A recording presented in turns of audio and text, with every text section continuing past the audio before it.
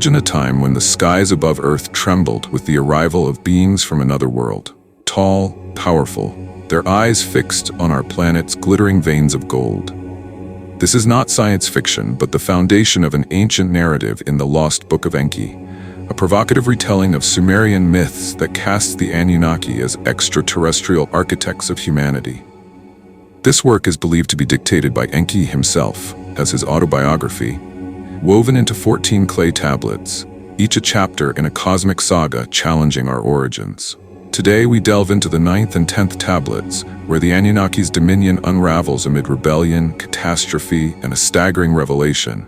They were not gods, but pawns in a universal creator's grand design.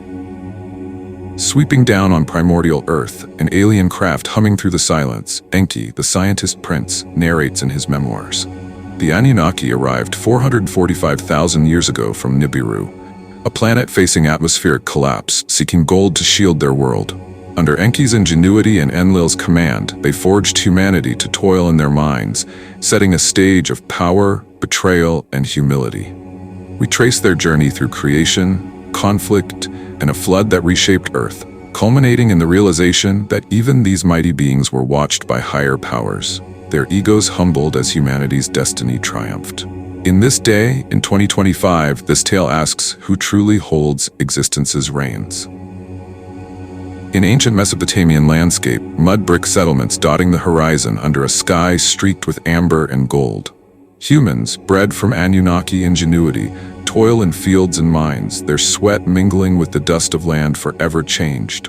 Millennia have passed since Enki crafted Adamu, the first worker, from a fusion of extraterrestrial and earthly DNA. The Anunnaki, once a unified force driven by Nibiru's need for gold, now stand on the brink of fracture.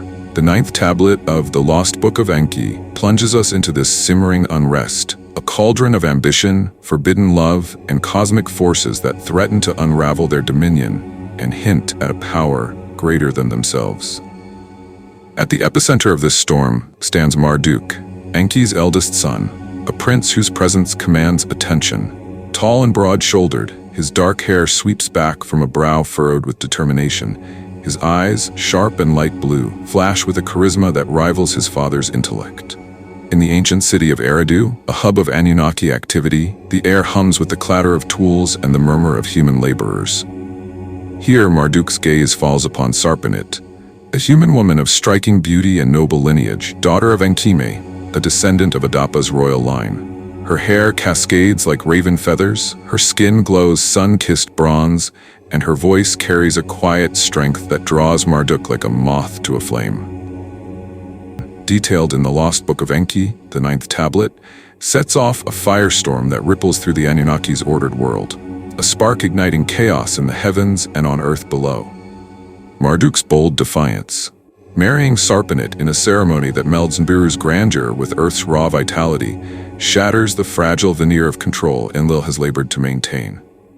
The air in Eridu still reverberates with the echoes of drums and the priestess's chants as word spreads like wildfire, carried on the wings of rumor from settlement to settlement, reaching the farthest outposts where Anunnaki overseers stand watch over their human charges.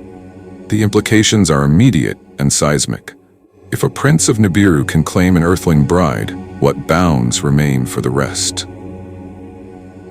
The Ajiji, lesser Anunnaki stationed in orbiting sky chambers, those tireless sentinels who circle Earth in their ceaseless vigil, take Marduk's act as a clarion call, a trumpet blast shattering centuries of obedience.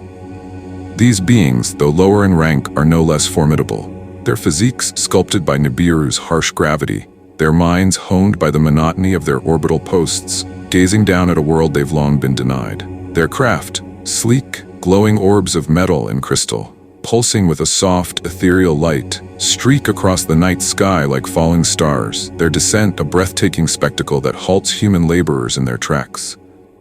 Their crafts leave trails of luminescence slicing through the darkness, a celestial exodus that transforms the heavens into a canvas of defiance. One by one, then in droves, these sky chambers touch down, their hulls humming as they settle onto the dusty plains and riverbanks of Mesopotamia, scattering flocks of birds and sending ripples across the still waters of the Euphrates. In one such descent, a moment frozen in time encapsulates the rebellion's quiet audacity. A young Ejiti warrior emerges from his craft, his silhouette framed against the glowing hatch. His skin shimmers with a faint luminescent bronze, a testament to Nibiru's alien sun, catching the moonlight in a way that makes him seem almost otherworldly, even among his kin. His hair, cropped short and gleaming like polished obsidian, frames a face both stern and youthful, his jaw set with determination. He wears a tunic of woven metallic thread, simple yet regal, its edges frayed from years in orbit, a badge of his endurance. Stepping onto the soil near a human village, a cluster of mud brick huts nestled beside a grove of date palms, he pauses, his breath misting in the cool night air. His eyes, a piercing amber that glows faintly in the dark, scan the scene. Humans peering from doorways, their silhouettes tense with curiosity and dread. He approaches a trembling earthling woman standing at the village's edge, her figure slight against the vastness of the night. Her eyes, wide with awe and fear, reflect the Ejiti's glow, deep brown pools that dart between his outstretched hand and the craft behind him. Her hair, a tangle of earthy curls, spills over a rough-spun shawl, and her hands clutch a clay pitcher, forgotten in her shock. The warrior's hand extends, palm up, a gesture both invitation and command, his fingers long and steady despite the weight of his intent. She hesitates, her breath catching, the pitcher slipping slightly in her grasp. The silence stretches, taut as a bowstring, as the village holds its collective breath. Children peering from behind walls, elders whispering prayers to gods they barely understand. Then, with a tentative step, she takes his hand, her fingers brushing his luminescent skin, a spark of connection igniting in that fleeting touch. Their union is a quiet rebellion against the hierarchy above. A single act that reverberates like a stone dropped in still water, sending waves of change outward. Hundreds follow in a cascade of forbidden unions, a tide that sweeps across the land with breathtaking speed. A montage of descents, Ejiti warriors landing in fields and river valleys, their craft dotting the landscape like scattered jewels under a moonlit sky. Each encounter mirrors the first. Tentative glances, outstretched hands, human women stepping forward, some with fear, others with a boldness born of curiosity. Villages buzz with activity as these pairings unfold, the night alive with the murmur of voices and the rustle of hurried footsteps. The Ejiti settle among the humans, claiming patches of land, their sky chambers repurposed into shelters that gleam incongruously beside mud huts. Newborn hybrids soon cry out into the dawn, their bloodlines a fusion of Nibiru's strength and Earth's resilience. Children with faintly glowing skin, eyes that shimmer with an alien depth, blurring the line between creator and creation in a way that both awes and terrifies. These children were the ones they called Nephilim, or children of the rocket ships. They were the first pure hybrids born on Earth, who were crudely referred to in our present times as giants. Enlil's enforcers, clad in armor etched with Nibiru's sigils, their breastplates glinting with the cold sheen of authority, scramble to quell the uprising, their shouts drowned by the roar of departing craft and the piercing wails of these new lives. These warriors, handpicked by Enlil for their loyalty, are a formidable sight.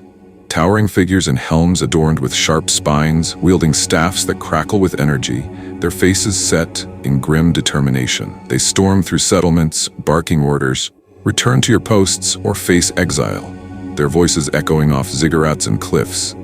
But the Ejiti resist, some drawing weapons of their own, slender blades that hum with a faint vibration, while others simply stand their ground, arms around their new families, their defiance a wall Enlil's forces cannot breach without bloodshed. These encounters and resistance by the Ejiti set an avalanche that led to the wars on Mars and ultimately its destruction.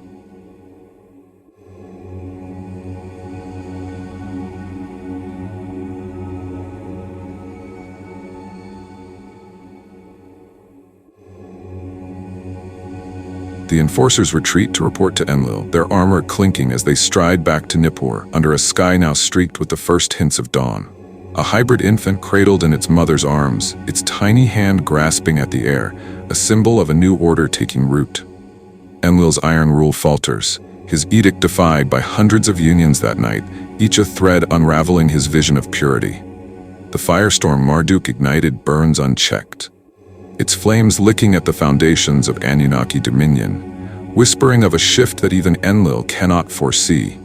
A shift that will soon be tested by forces beyond their control, hinting at the higher powers watching from the shadowed edges of the cosmos. The fallout is immediate, a thunderclap of consequence reverberating through the Annunaki hierarchy. Enlil, his patience frayed to a razor's edge, summons Marduk to Nippur's council chamber, a cavernous hall of polished stone, its walls gleaming obsidian black under the eerie flicker of floating orbs that pulse with a soft, amber light. Shadows dance across the high ceiling, carved with friezes of Nibiru's conquests, a testament to their once unshakable dominion. At the chamber's heart stands a massive table inlaid with lapis lazuli, its deep blue veins shimmering like captured rivers, a relic of their celestial craftsmanship. Enlil, clad in armor that glints with the cold sheen of authority, his horned helm casting jagged shadows, dominates the space. "You've defiled our purpose," he growls, his voice a low rumble that shakes the air, slamming a fist onto the table with such force that the orbs flicker, his eyes narrowing to slits beneath his helm, burning with a fury that could melt stone. Marduk stands firm, unflinching, his silver-blue robes rustling as he squares his shoulders, flanked by Ajigi leaders. Rugged figures with faces etched with resolve, their bronze skin taut over clenched jaws, their eyes defiant embers in the dim light. "We've built your mines, your cities, bled for your gold," Marduk challenges, his voice rising sharp and clear, cutting through the chamber's oppressive silence. "Why deny us this one joy, this bond with those we've shaped?" The Ajigi murmur assent, their presence a wall of solidarity behind him.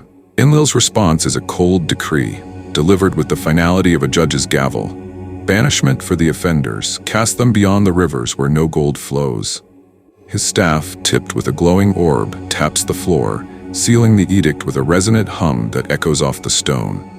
Marduk's fists clench, his gaze unwavering, but he holds his tongue, the weight of his followers' loyalty anchoring him. The air crackles with unspoken tension, a storm brewing beneath the surface. The seeds of dissent are sown deep, roots cracking the foundation of Enlil's rule as the Ajigi leaders exchange glances, their resolve hardening into something unbreakable. The Annunnaki's unity begins to crumble, fissures widening with every defiant stare, their egos clashing in a prelude to greater upheaval. Enlil turns away, his cape swirling like a storm cloud, but the echo of Marduk's words lingers, a whisper of rebellion that even banishment cannot silence, hinting at a cosmic reckoning beyond their grasp. Meanwhile, Enki, ever the maverick, harbors a deeper transgression that sets him apart even among his rebellious kin. In the lush gardens of Shurabak, a verdant oasis carved from the arid plains, date palms sway in a gentle breeze, their fronds casting dappled shadows over the earth. Irrigation channels, engineered by Enki's own hand, crisscross the landscape like silver veins, their waters glinting under the sun, a testament to his ingenuity in taming Earth's wildness for his creations. It is here, amid the rustle of leaves and the murmur of flowing water, that he meets Badanash, a human woman whose grace captivates him in a way no Annunaki ever could. Her eyes are deep as the Euphrates at dusk, a rich twilight brown flecked with gold that seems to hold the weight of the river's ancient secrets. Her voice, a melody of resilience, weaves through the air like a song born of the soil itself, stirring Enki's restless spirit with its quiet strength, a strength forged through years of labor under an alien sky. Their clandestine affair unfolds in stolen moments beneath the stars, away from Annunaki eyes and Enlil's spies. They meet in a secluded grove where the palms form a natural canopy, the night sky a vast tapestry of twinkling lights that mirrors the spark between them. Her touch, soft yet firm, calloused from tending fields, becomes a balm to his centuries of toil, easing the burdens of a mind that has shaped worlds yet yearns for connection. From this union comes Yusudra, a son raised in secret among humans. A child of two worlds, his existence a fragile thread destined to defy the fate Enlil envisions for Earth's inhabitants. Enki, portrayed in a reenactment with silver hair glinting under the moonlight's pale glow, cradles the infant in his arms, his long fingers scarred from crafting life, tracing the boy's fragile features with a tenderness rarely seen in the scientist prince. The scene is bathed in lunar light filtering through the grove's branches, casting a silver sheen over Enki's angular face. His eyes, bright and piercing, softening as they linger on his son. This child, he murmurs to Ninma, his sister and confidant, his voice a low rumble laced with wonder, may be our bridge to the future, a link between what we've made and what we cannot control. Ninma stands beside him, her hands stained with the clay of creation from their early experiments, remnants of the dust that birthed Adamu, still clinging to her fingers like a memory of their audacity. Clad in a robe of deep green that flows like a river over her sturdy frame, her presence is steady, a counterpoint to Enki's restless energy that pulses beneath his calm exterior. Her golden eyes, sharp with understanding, catch the moonlight, reflecting a wisdom tempered by caution. "He's more than a tool, brother," she warns softly, her voice tinged with foreboding as she steps closer, her shadow merging with his. "He carries our blood and our burden, the weight of a legacy we may not master." She reaches out, brushing a finger against Ziusudra's tiny hand, her touch hesitant as if sensing the storm his life might unleash.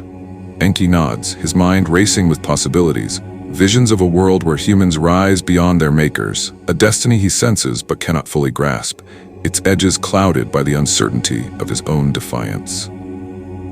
Ziusudra grows into a man of quiet wisdom, his hybrid heritage hidden beneath a humble exterior that belies the fire within.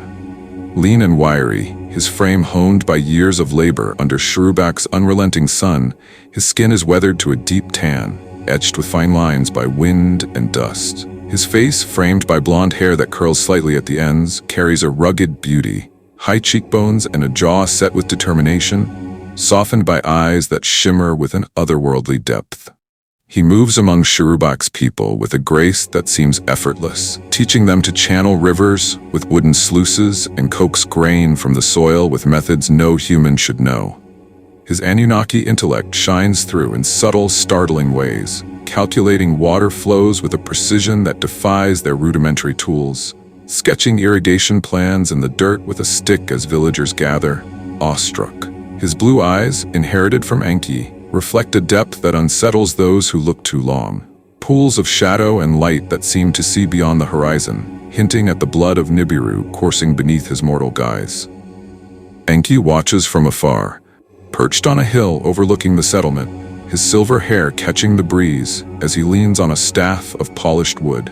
Clad in a simple cloak to blend with the shadows, he observes Ziusudra lead a group through a field, pointing out where to dig, a father's pride mingling with unease in his chest. He knows Enlil would see this child as an abomination, a threat to his vision of Earth as a mere resource to be exploited and discarded. An affront to purity, Enlil would snarl, his helm glinting as he condemned such a hybrid. Yet Enki's heart, softened by the humans he's nurtured, by Badanash's resilience, by Ziusudra's quiet strength, drives him to protect this son at all costs. He lingers on the hill, the sun dipping low, casting long shadows over the fields, and whispers to himself, "What have I set in motion?" A decision soon tested by the heavens themselves, as the skies prepare to unleash a reckoning neither he nor Enlil can foresee. The skies above begin to speak, their message dire, a cosmic whisper growing into a roar that even the Annunaki cannot ignore. Nibiru, the Annunnaki's homeworld, a massive ruddy planet cloaked in a haze of crimson dust, approaches Earth in its elliptical orbit, a rare alignment that stirs the solar system into restless chaos. This is no mere celestial event, but a harbinger of upheaval, its gravitational dance with Earth warping the fabric of space and time. Annunaki astronomers, stationed in towers of smooth basalt that rise like dark sentinels above Nippur's skyline, peer through crystal lenses, intricate devices carved from Nibiru's core, their surfaces etched with runes that amplify the heaven's light. Their faces, illuminated by the soft, bluish glow of their instruments, are etched with a mix of awe and dread, bronze skin taut over sharp features, eyes wide as they chart the unfolding chaos. They note solar flares erupting with unprecedented ferocity, tongues of fire licking the void with a fury that bathes the towers in fleeting, golden bursts. The sun's surface roils like a cauldron of molten gold, tendrils of plasma lash out in arcs that stretch thousands of miles, their heat a silent scream across the cosmos. On Earth, the crust trembles in response, a low rumble rolling through Mesopotamia's plains, rattling clay pots in human huts and sending birds spiraling into the sky. Far to the south, in Antarctica's frozen expanse, the ice sheet groans, a vast glistening mass of white stretching to the horizon, its edges fracturing under Nibiru's relentless gravitational pull. Jagged cracks spiderweb across its surface, the sound a deep, mournful creak that echoes even in the Annunnaki's advanced sensors, a harbinger of a deluge to come, a flood that will reshape the world in water and ruin. Enlil convenes the Annunaki Council in Nippur's Grand Hall, a cavernous chamber where power hangs as thick as the incense curling from bronze braziers. Its walls, polished to a mirror sheen, echo with the murmur of gathered lords, Anunnaki nobles in robes of silver and crimson, their towering forms filling the space with an air of restless authority. Standing at the head of a long table carved from a single slab of obsidian, its surface veined with gold, Enlil commands attention. His horned helm casting jagged shadows that dance across the floor, his armor glinting with the cold sheen of Nibiru's forges. He declares, "The humans multiply like vermin, defiling our purpose with their chaos and their spawn. This flood will wash them away, and we shall begin anew, earth cleansed for Nibiru's need." His voice is cold as stone, a chilling monotone that cuts through the hall. His fist clenched around a staff tipped with a glowing orb that pulses faintly, its light a stark contrast to the darkness in his words. Marduk rises from his seat, his silver-blue robes rustling like a storm wind, his voice sharp with defiance as it slices through the tension. "They are our kin now, my wife, Sarpanit, my children among them. You'd drown your own blood, uncle, for the sake of your pride?" His broad shoulders square, his coal-black eyes blazing with a fire that dares Enlil to answer. Ejidi leaders, rugged figures with faces taut with anger, murmur agreement, their bronze skin glistening with sweat, their fists tightening on the hilts of ceremonial blades, a chorus of dissent rising in their throats. Enlil's glare silences them, his eyes narrowing to slits beneath his helm, a predator sizing up its prey. "They are tools, not kin," he snaps, his voice a whip crack that reverberates off the walls, "and their end serves Nibiru's survival, not your sentiment." Enki remains silent, seated at the table's edge, his silver hair catching the orb light as his fingers trace intricate patterns on its surface, swirls and loops that mirror his racing thoughts. Beneath his calm exterior, his mind churns with alternatives. He knows the flood's scale. Nibiru's net force will rip the ice sheet free, drowning the world in a torrent lasting 40 days and nights, a deluge measured in precise calculations he's run 1,000 times. Enlil sees it as justice, a purification. Enki sees a tragedy he cannot allow, a loss of the spark he ignited in humanity's soul. The council disperses, leaving the hall in a silence broken only by the fading echo of footsteps, tension thick as the humid air that clings to Nippur's stones. Enki wanders the city's streets, his cloak drawn tight to blend with the shadows, passing humans hauling stone under Anunnaki overseers, their bent backs and calloused hands a testament to his creation, their murmured songs a fragile thread of resilience. Dust swirls around his feet, kicked up by a growing wind, as he navigates alleys lined with mud brick homes and open markets where fishmongers hawk their wares. He pauses by a well at the city's edge, its stone rim worn smooth by generations, and gazes at his reflection in the still water. Silver hair, framing a face lined with centuries of triumph and regret, his eyes clouded with doubt that deepens with each flicker of the sky. The water ripples slightly, distorting his image as a distant rumble rolls through the ground, a reminder of Nibiru's approach. "What have we wrought?" he mutters, his voice a whisper lost to the wind, the question hanging unanswered as the sky above flickers with distant lightning, jagged bolts that illuminate the gathering clouds in brief, electric bursts.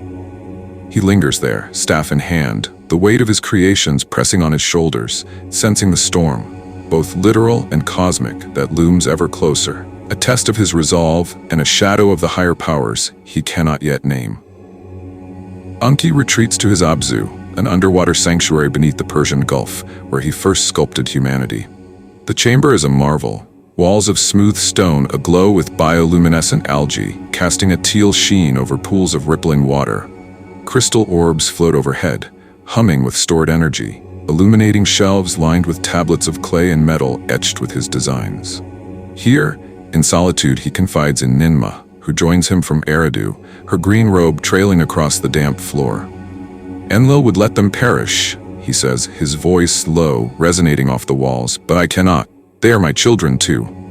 Ninma's golden eyes meet his, her expression resolute yet tinged with concern. We defy him at our peril, she cautions, but if we must, let it be subtle, warns Yusudra through shadows. Enki nods, the seed of a plan taking root. In the 9th tablet, as Nibiru's orbit heralded a devastating flood, Enlil convened an emergency meeting in Nippur's grand hall. The chamber buzzed with tension, its polished stone walls reflecting the flickering orb's light. Enlil, towering in his horned helm, his bronze skin taut with resolve, demanded every Annunaki present, lords and laborers alike, take an oath. Swear, he commanded, voice cold as stone, that the coming floods remain secret from the Nephilim and humans. These abominations, born of defiance, will be erased by nature's wrath, granting us a cleansed earth to begin anew. His staff tapped the floor, sealing the edict.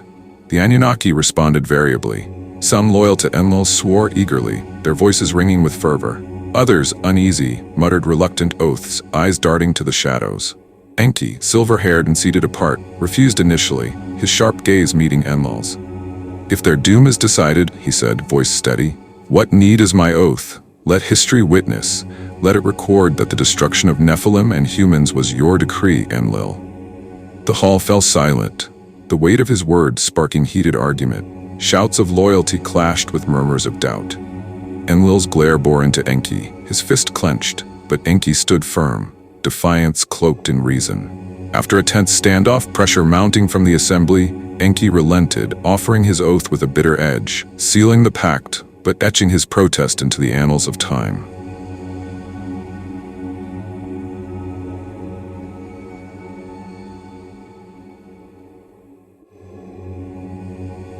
One day, a white-haired Annunaki named Galzu, the Great Knower, stepped off a celestial chariot. He walked majestically to Enlil and handed him a sealed message from Anu. I am Galzu, emissary plenipotentiary of king and council, he said to Enlil. Enlil was shocked. No warning from Anu had come. He checked the seal. It was unbroken and real.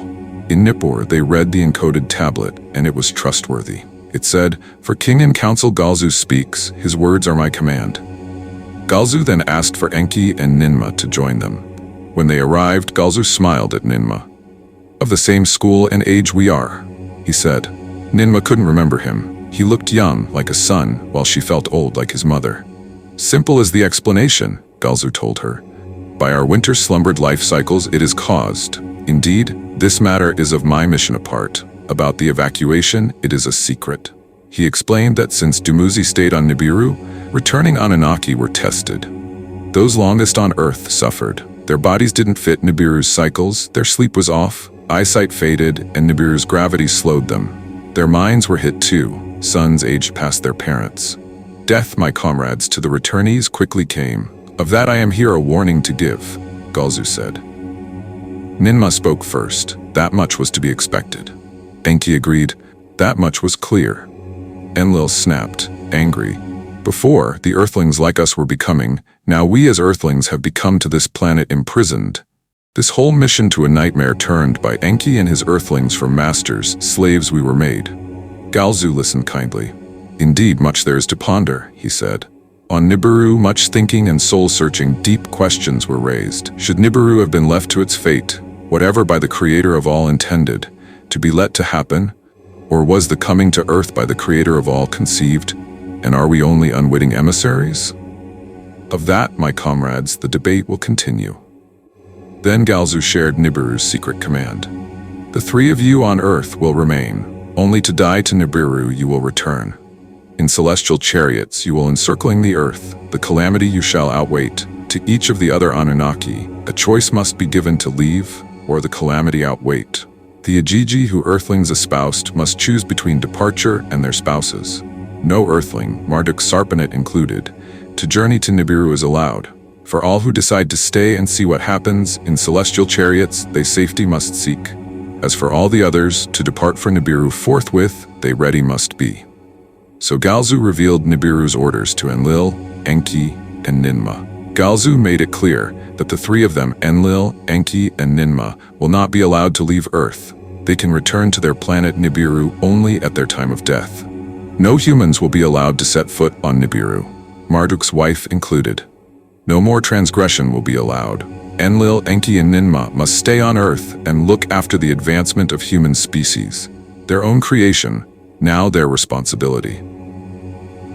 Galzu emerges as a statuesque figure, surpassing the Annunaki in height, his argent skin subtly refracting ambient light with a metallic sheen. His bluish-violet eyes, profound and discerning, exude an aura of tranquil sagacity, anchoring his composed demeanor.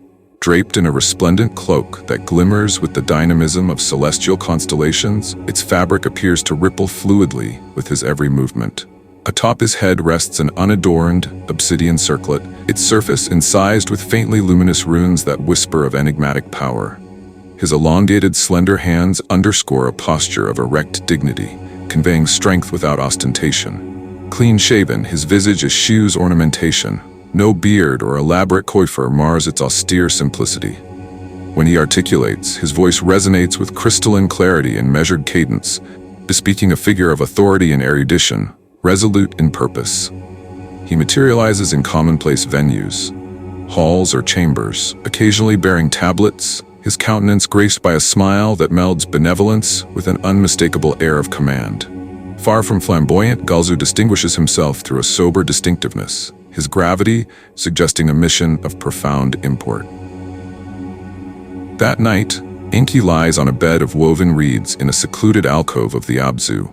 The air thick with the scent of salt water and moss, the distant hum of water pumps lulling him into a restless slumber. The scene darkens, then flares with a soft, otherworldly light, a luminescence that seems to emanate from nowhere and everywhere. Galzu emerges from the shadows, a figure both alien and majestic, his presence commanding yet serene, a stark contrast to the Annunnaki's corporeal might. Galzu stands taller than Enki, his form shrouded in a cloak that shimmers like liquid starlight, its edges rippling as if caught in an unseen cosmic breeze. The fabric seems alive, woven from threads of light that pulse faintly with every movement, casting prismatic glints across the Abzu's walls. His skin gleams a faint iridescent silver, reflecting the algae's glow in a way that makes him appear almost translucent, a being of light and shadow.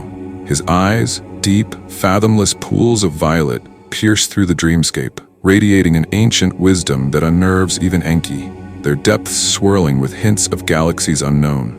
A circlet of obsidian crowns his head, its surface etched with symbols foreign to Nibiru's lore, angular, glowing runes that pulse with an inner fire, as if channeling energy from a source beyond the stars. His hands, long and slender, emerge from the cloak, fingers tipped with a faint luminescence, gesturing with a grace that belies their power. He extends a hand, and the air shimmers, conjuring blueprints of a submersible boat, wooden planks sealed with pitch, sturdy against the deluge, its form materializing in the space between them like a vision carved from light. "Build this vessel in secret," Galzu continues, his violet eyes locking onto Enki's, unyielding and profound. "Give it to Zeusudra, with beasts and seed to renew the earth, and seal it tight against the flood. 7 days hence, the waters rise, 40 days of chaos will follow. This is not your will nor Enlil's, but the design of the one above us all, whose gaze pierces even Nibiru's veil. Act, Enki, and know your place in this vast unfolding." Enki awakens with a start, heart pounding, sweat beating on his brow. His eyes come upon the table next to his bed, and lo and behold, there it was, a tablet which he saw in Galzu's hand in the dream was materially present. On it was a design of a curious-shaped boat, along with all the dimensions to build it. With wide eyes, the silver of his hair stark against his flushed skin as he grapples with Galzu's words. "The one above us all." The phrase reverberates, a splinter in his godlike self-assurance. Who is this creator? What force commands even the Anunnaki, whose science tamed worlds? He rises, pacing the Abzu, the water lapping at his feet as he mutters, "A pawn then, not a master." The question hangs, unanswered, as he resolves to act. He summons Ziusudra in secret, speaking through a reed wall to avoid Enlil's spies, a voice in the wind guiding the construction. In frantic effort, Ziusudra, lean and determined, hammers planks into place under a darkening sky. His family gathering livestock, goats bleating, birds squawking, while the horizon rumbles with distant thunder. 7 days pass in a blur, the boat taking shape as a sturdy ark, its hull glistening with fresh pitch. Enki watches from a hidden vantage, his breath catching as Ziusudra seals the hatch, the final nail driven home just as the first drops fall. As the catastrophic flood loomed, Enki and Ninma, certain nothing would survive, raced to preserve Earth's life. In secret, dodging Enlil's spies, they gathered the genetic essence, eggs and sperm, of every creature, from birds to beasts. In Enki's Abzu, under flickering lights, they worked frantically, Ninma's clay-stained hands sorting samples, Enki's sharp mind cataloging each vial.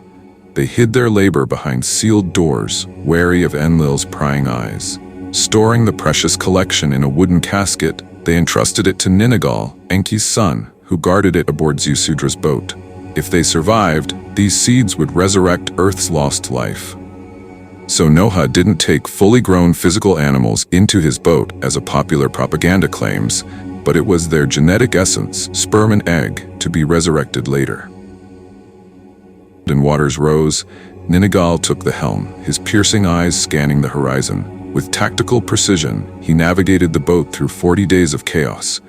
Waves crashing like mountains, winds howling, steering clear of debris and submerged peaks. His Annunaki strength steadied the craft, while his calm commands reassured Ziusudra's family and livestock within. When the flood subsided, Ninagal guided the ark to Mount Salvation, grounding it safely. Enki's choice ensured humanity's survival, a subtle defiance of Enlil's will, proving Ninagal's prowess as the flood's unsung navigator. This unsung Annunaki hero, whose name no literature mentions, stayed behind to risk his own life to save humanity at the behest of his father Enki. When every other Annunaki scrambled to save his own life, this brave soul, Ninagal, stayed behind. Humanity exists today because of the immense talent of this merciful soul. He was called Ninagal, Lord of the Great Waters. How many of you have even heard his name? Which holy book mentions his name? Not one. The Ajigi's choice was not just an act of defiance, but a declaration of love and survival. Faced with the ultimatum of returning to Nibiru or staying with their families, they chose the bonds of kinship over the chains of servitude. But their decision extended beyond mere loyalty. It was an act of foresight.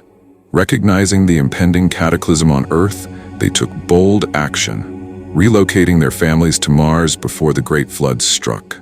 Under Marduk's leadership, the Ijigi transformed Mars into their new home, building a civilization that thrived in the shadows of the cosmos.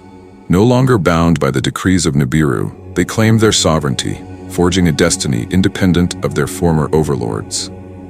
Though the Book of Enki does not explicitly recount this chapter of history, the truth emerges through fragments of ancient texts, scientific clues, and scattered accounts across cultures.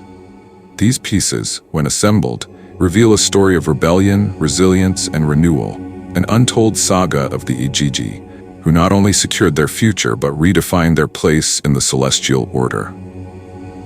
As Nibiru's orbit triggered a catastrophic deluge, the Anunnaki faced a dire ultimatum. Galzu, an emissary from Nibiru, had warned Enlil, Enki, and Ninma of the flood, decreeing they remain on Earth but escape its wrath by ascending in spacecraft. With the ice sheet fracturing and torrents drowning Mesopotamia, they launched their celestial chariots, sleek, glowing vessels, into orbit, encircling Earth to outwait the calamity. For 40 days, the flood raged below, a churning sea swallowing human settlements, while the Anunnaki hovered above, safe yet isolated. But survival came at a cost. Their ships, designed for brief voyages, lacked sufficient provisions. Food dwindled to crumbs, water rations shrank to drops, and hunger gnawed at them. Enlil, stern and resolute, bore the privation stoically, while Enki's restless mind calculated their dwindling odds, and Ninma's steady gaze masked her weariness. When the waters receded, they descended back to a ravaged Earth, their craft landing on muddy plains littered with debris. Enlil, stepping onto the sodden ground, Both brothers Enki and Enlil greeted each other with laughter and locked each other's arms. But suddenly Enlil smelled burning of wood and meat. Who could have survived this flood other than them? He wondered, felt an unease prickling his senses. Something was amiss. His suspicions erupted into fury when he spotted survivors. Humans, against his decree, had endured. Hopping with anger, his horned helm glinting under a clearing sky, he confronted Enki, demanding answers. Enki, calm yet firm, introduced Ziusudra, known in later tales as Noah, a lean, weathered man with deep eyes, and revealed, "He is my son." Enlil's rage faltered as Enki recounted the dread-filled night when Galzu appeared in a dream, delivering blueprints for a submersible boat. "It is the wish of the creator of all," Enki relayed Galzu's words, "for humanity to continue to exist on Earth." When Ziusudra prepared a sumptuous meal of barbecue steak to quench the hunger and thirst of descended Annunaki members, including Enlil, Enlil's fury softened into contemplation. The survival of Ziusudra's kin, proof of a will beyond his own, stirred a realization. Humans were not mere tools, but vital to the Annunnaki's existence, their labor sustaining Nibiru's gold lifeline. Pacified, he approached Ziusudra and his wife, Emzara, their faces etched with resilience. With a voice now tempered by awe, Enlil blessed them. "Live eternally, procreate, and fill the earth."